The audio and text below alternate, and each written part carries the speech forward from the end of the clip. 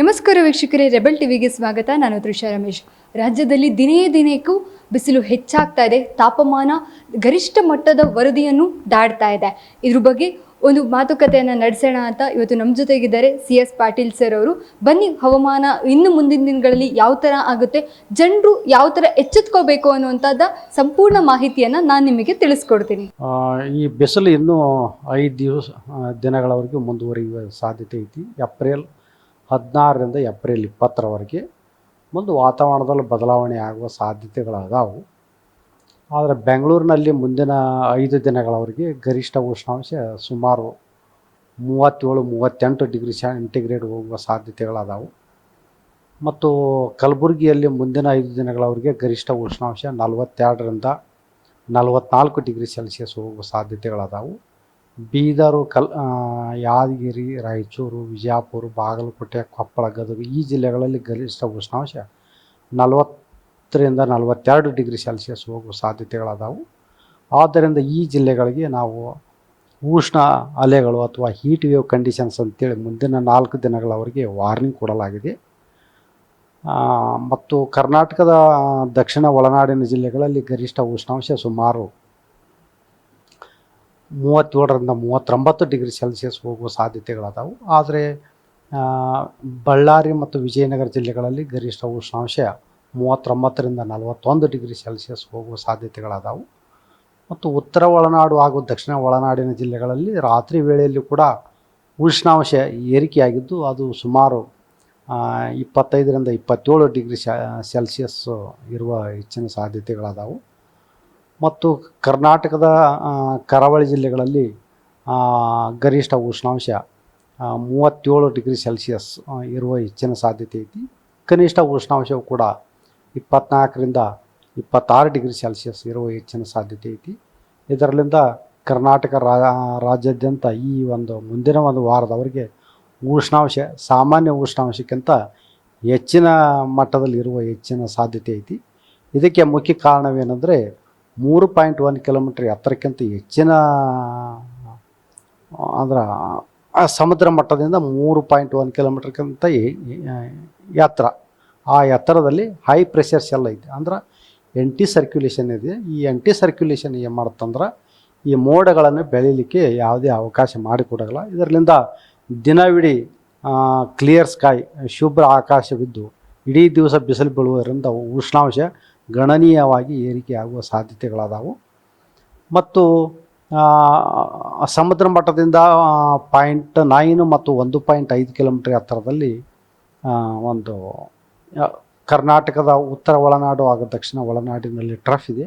ಇದು ಒಮ್ಮೊಮ್ಮೆ ಏನು ಮಾಡ್ತಂದ್ರೆ ಮಾಯ್ಶ್ಚರ್ ತೇವಾಂಶವನ್ನು ಲಿಫ್ಟ್ ಮಾಡಿ ಅಲ್ಲಲ್ಲಿ ಹಗುರವಾಗಿ ಮಳೆ ಸುರಿಸುವ ಸಾಧ್ಯತೆ ಐತಿ. ಈ ಮಳೆ ಜೊತೆಗೆ ಒಮ್ಮೆ ಗುಡುಗು ಮಿಂಚು ಕೂಡ ಇರುವ ಸಾಧ್ಯತೆಗಳದಾವು.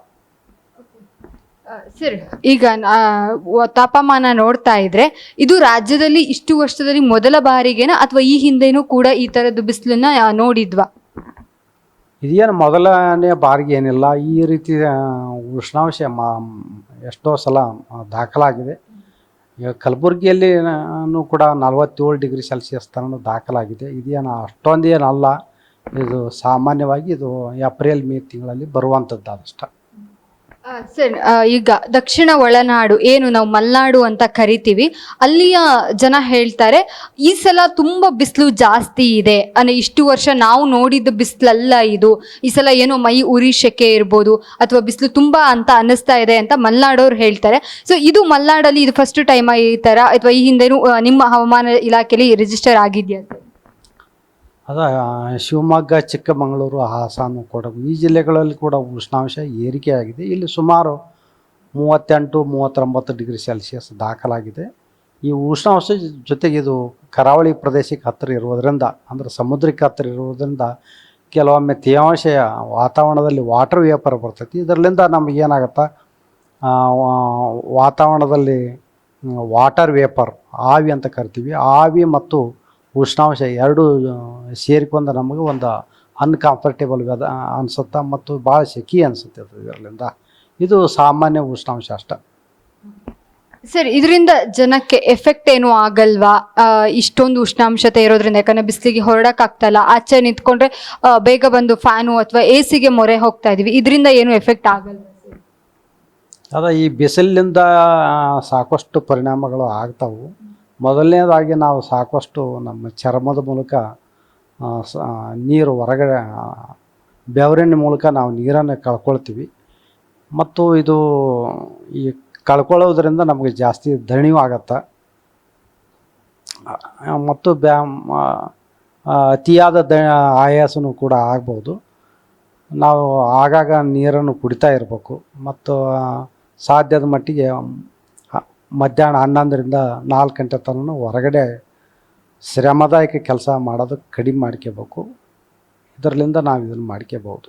ಮತ್ತು ಒಂದು ಸಮತೋಲನ ಆಹಾರವನ್ನು ಭಾಳ ಅವಶ್ಯಕತೆ ಈ ದಿನಗಳಲ್ಲಿ. ಇಲ್ಲಕಂದ್ರೆ ನಮಗೆ ಆರೋಗ್ಯ ಕೆಡ ಸಾಧ್ಯತೆಯೂ ಕೂಡ ಇರ್ತಾವೆ. ಇನ್ನು 5 ದಿನಗಳ ಕಾಲ ಬಿಸಿಲಿನಿಂದ, ಈ ತಾಪಮಾನದಿಂದ ಸ್ವಲ್ಪ ಆರೋಗ್ಯ ಕಾಪಾಡ್ಕೋಬೇಕು ಅಂದರೆ ಜನ ಯಾವ್ಯಾವ ರೀತಿಯ ಕ್ರಮಗಳನ್ನು ನಮ್ಮ ಜನ ಅನುಸರಿಸಬೇಕು ಸರ್? ಮೊದಲನೇದಾಗಿ ಸಾಕಷ್ಟು ನೀರನ್ನು ಆಗಾಗ ಕುಡಿತಾ ಇರಬೇಕು. ಎರಡನೇದಾಗಿ ಸಾಕಷ್ಟು ಕಾಯಿಪಲ್ಯ ಮತ್ತು ಹಣ್ಣುಗಳನ್ನು ಸೇವಿಸ್ತಾ ಇರಬೇಕು. ಮಧ್ಯಾಹ್ನ ಹೊತ್ತಿನಲ್ಲಿ 11ರಿಂದ 4 ಗಂಟೆ ತನಕ ಹೊರಗಡೆ ಅಡ್ಡಾಡೋದನ್ನು ಕಡಿಮೆ ಮಾಡ್ಕೋಬೇಕು. ಹೊರಗಡೆ ಹೋಗಲೇಬೇಕಾದ ಪ್ರಸಂಗದಲ್ಲಿ ನೀವು ಕೊಡೆ ಮತ್ತು ಛತ್ರಿ ಹಿಡ್ಕೊಂಡು ಹೋಗೋದು ಭಾಳ ಒಳ್ಳೆಯದು. ಸೊ ಧನ್ಯವಾದ ಸರ್. ನಾವು ಕೇಳಿದ್ದಕ್ಕೆಲ್ಲ ಉತ್ತರ ಕೊಟ್ರಿ. ಮೇ ಬಿ ನಮ್ಮ ವೀಕ್ಷಕರಿಗೆ ಕೂಡ ಇದು ತಲುಪುತ್ತೆ ನಿಮ್ಮ ಮೂಲಕ. ಧನ್ಯವಾದಗಳು ಸರ್.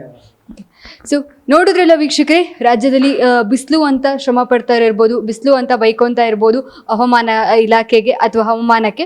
ಈಗ ಇದು ಯಾವ್ಯಾವ ರೀತಿ ಮುಂಜಾಗ್ರತೆ ಕ್ರಮಗಳನ್ನು ತಗೋಬಹುದು ಅಂತ CS ಪಾಟೀಲ್ ಅವರು ನಮ್ಮ ಜೊತೆ ಹಂಚ್ಕೊಂಡಿದ್ದಾರೆ. ಅವ್ರು ಹೇಳಿರುವಂಥ ಕ್ರಮವನ್ನು ಅನುಸರಿಸದೆ ನಿಮ್ಮ ಆರೋಗ್ಯದ ಮೇಲೆ ಯಾವುದೇ ರೀತಿಯ ದುಷ್ಪರಿಣಾಮ ಬೀರೋದಿಲ್ಲ. ಮತ್ತೆ ಮುಂದಿನ ನೋಡೋದೊಂದಿಗೆ ಸಿಗ್ತೀನಿ. ಅಲ್ಲಿವರೆಗೂ ನೋಡ್ತಾ ಇರಿ rebel TV. Camera person Tej ಜೊತೆ ತ್ರಿಷಾ ರಮೇಶ್, ರೆಬಲ್ ಟಿವಿ.